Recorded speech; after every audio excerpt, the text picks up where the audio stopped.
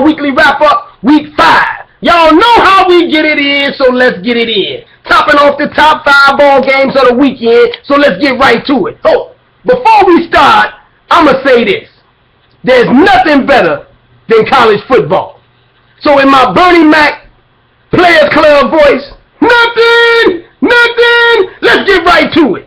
Number 23, Wisconsin, goes to number 4, Ohio State. Now, I know most boys haven't been paying attention, but Ohio State's been disrespected over the last 3 or 4 weeks because at the beginning of the season, these Dubs was number 2 in the country. Then all of a sudden, because they haven't been playing anybody, been playing cupcakes, just like everybody else has been playing cupcakes, they moved them back to number 4. Well, this weekend, they had the first Big Ten conference opponent show up. They had the number 23 team in the country show up, and the nation's leading rusher show up in Melvin Gordon. They held that Dunn to under 100 yards, held him to 74 yards rushing yesterday, beat these Dunns 31-24, and went to the crib. Braxton Miller comes back to work after 2 weeks off, after Kenny Guyton came in and put in work. But Braxton Miller showed up and let boys know it ain't no quarterback controversy here, Playboy. He put up 198 yards and 4 touchdowns. Come on, give Ohio State some props. These boys are the real deal, and as the season progresses, they're going to stay in the hunt. Holla at your boy. Let's move on to the next ball game. Number 21, Mississippi. Ole Miss shows up in Tuscaloosa to play the number 1 team in the country, the Alabama Crimson Tide. Now, don't believe all the hype. Boys out here talking about how Alabama played this dominant game. They were so dominant yesterday that they beat Mississippi, who's a great and up-and-coming team, so on and so forth.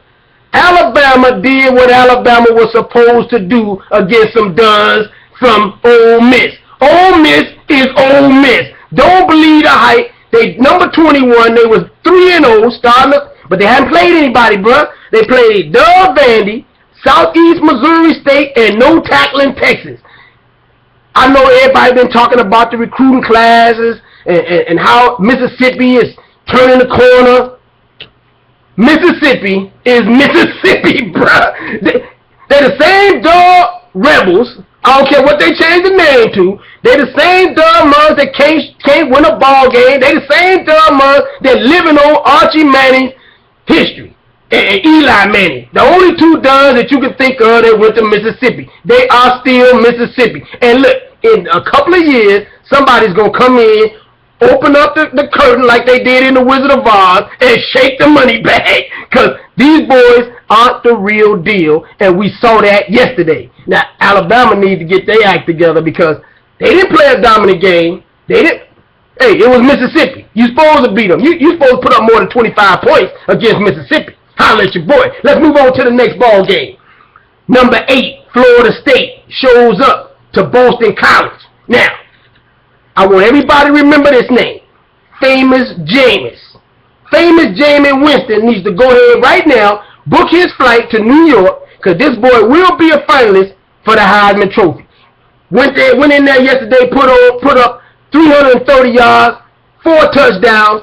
For the 4th consecutive week, Florida State has scored more than 40 points. They put up 48 points yesterday. I'm just saying, put your money on Famous Jameis to show up in New York because he's the real deal. Now, whether he wins it or not is going to be dependent upon whether they can continue to win. Let's move on to the next ball game. Number 14, Oklahoma shows up in South Bend, Indiana to play number 22, Notre Dame. Now, your boy was in the building yesterday, and I will say this. Notre Dame gave that ball game away. Now, Boomer Sooner all the way. They had Belldozer put up 22 or 30 for 230 yards and 2 touchdowns. They made that done look like Sam Bradford yesterday, the coaching staff did. All they did was run bubble screens and little short patterns so that he could do what he needed to do. But old Doug Tommy Reese and Doug Mickey Mouse, who was calling the plays for Notre Dame, blew that ball game. Forcing balls through the air. They was gashing OU all night long, 6-7 yards a pop. Get in the red zone and try to throw the ball. turned the ball over. Within 2 minutes and 45 seconds of the first quarter, they were down 14-0 from Doug interception by Doug Tommy Reese. Now, what I want to know is this. I want to say this.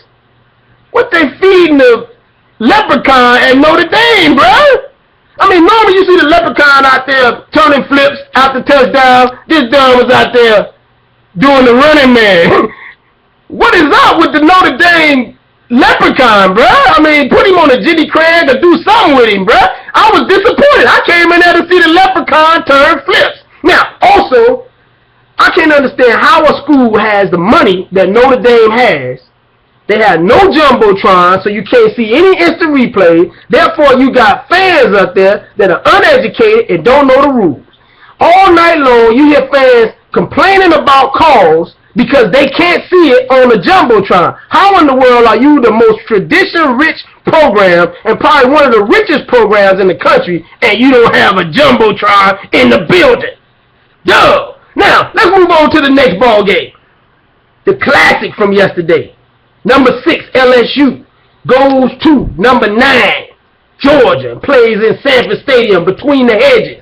Basically, this ball game came down to who had the ball last, because neither one of the defenses showed up. Both defenses were still at the hotel playing Madden, or playing college football, or playing video games. I mean, how do you score? Georgia had to score 44 points to win by 3. Now, I will say this. Zach Mettenberger went to work on these boys yesterday. Put up 372 yards and 3 touchdowns. I mean, went to work. But old Aaron Murray, all he needed was 4 minutes and 14 seconds to take these boys back down the field and win the ball game. So I guess old dumb Mark Richt get off the hook today, because I can't say Georgia is Mark Richt's Georgia. But I will say Georgia's defense is Mark Richt's defense. It's your man Jay Graves Report from the JayGravesReport.com. Hit me up on Twitter at JayGravesReport and holla at your boy.